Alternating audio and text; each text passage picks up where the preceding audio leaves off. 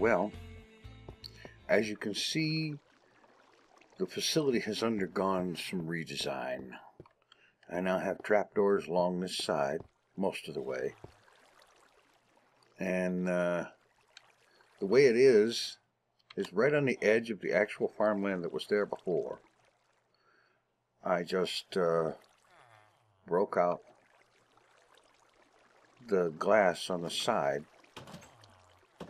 at the 1 block height so that the young ones can still walk off the edge because of the trapdoors. They end up in the water current, come down here, and go that way. However, over here,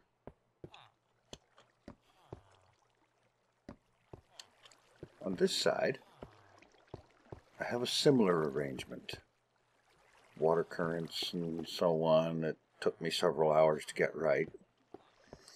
And they walk off the edge there and end up down here, where the other ones from the other side end up, because this guy walked off the edge on that side. And it's finally working.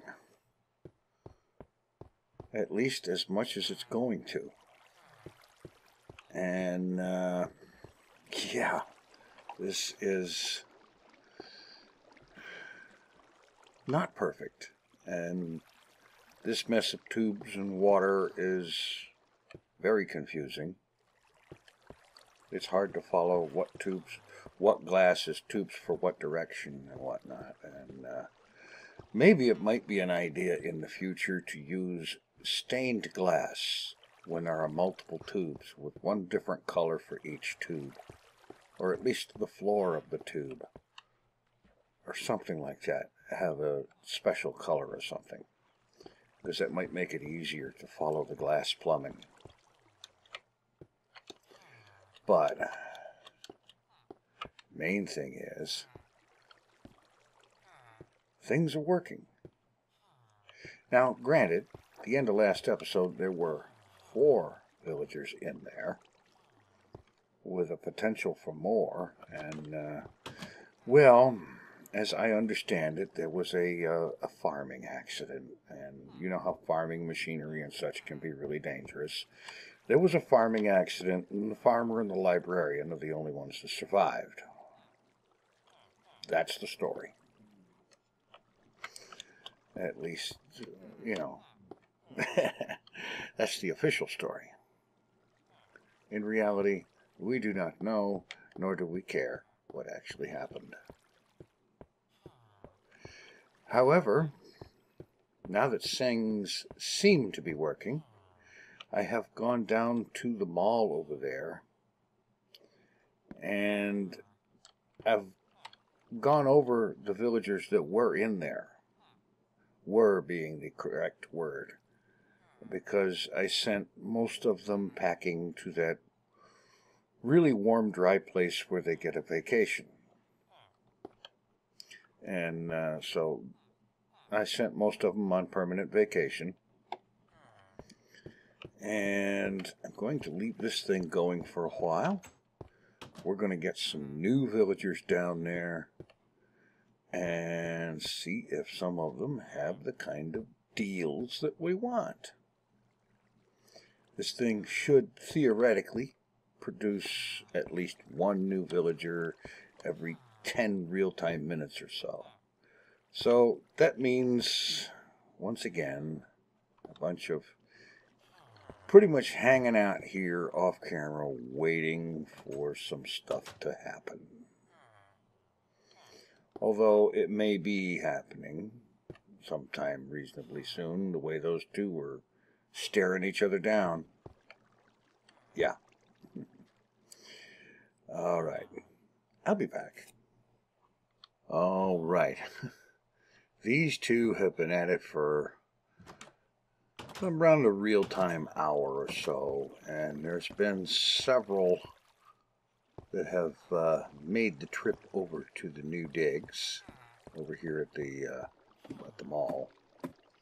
So let's go check them out and see what all kind of things we've got here.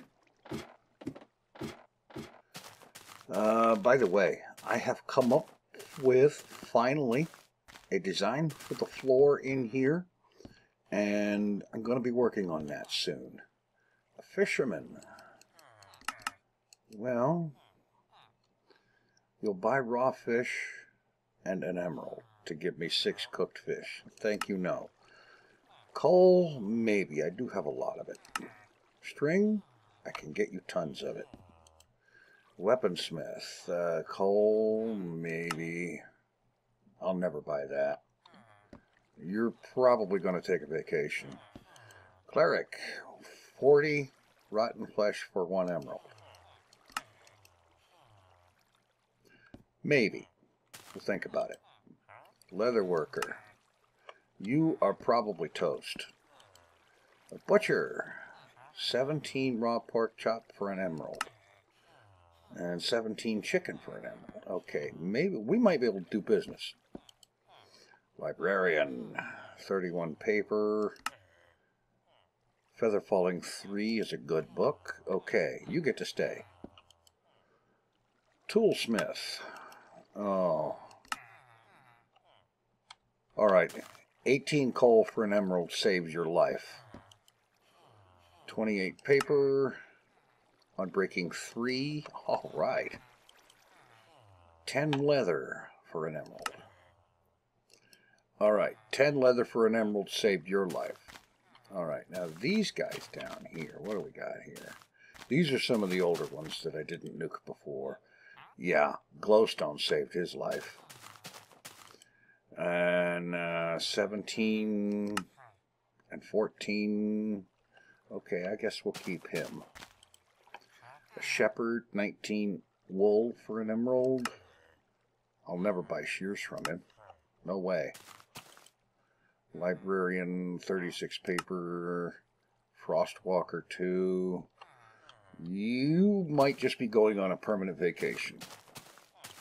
And Librarian, knockback 1. You need to reconsider that. And this one, Fortune 1. Well, get your game on, dude. Get a Fortune 2.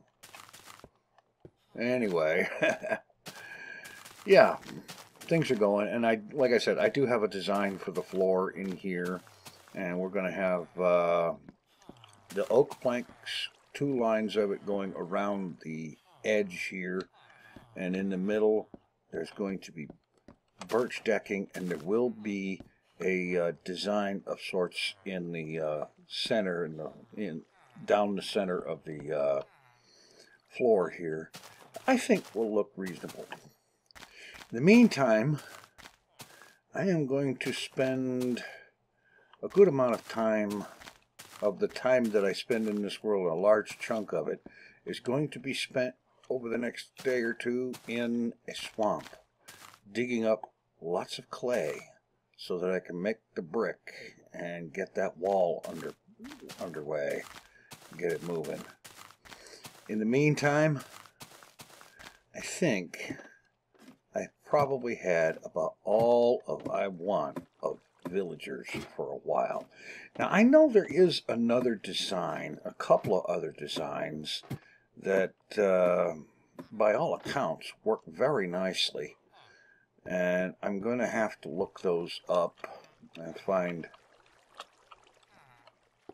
good tutorials for them. You know, just so far all I've seen is people talking about them but not showing a tutorial. So I've not spent enough time looking for the right things, but I'll find it.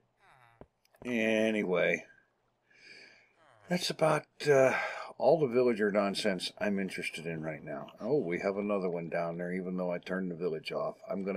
I'm hoping that relogging will get the whole "this is not a village anymore" thing across to people. I certainly hope so. In any event, be on the lookout later today for a new episode of Creativerse, and later after that, an episode of TFC Modcraft. I was working on recording that last night, yesterday and last night and found out that, well, I figured out basically I needed to spend a whole lot of time AFK for some things to process there in that world, which is why it didn't get up yesterday. In any event, it will be up today. And then, of course, tomorrow in the morning, Hermitcraft. What will I be up to? Who knows? Thanks for watching. Take it easy. I am out of here.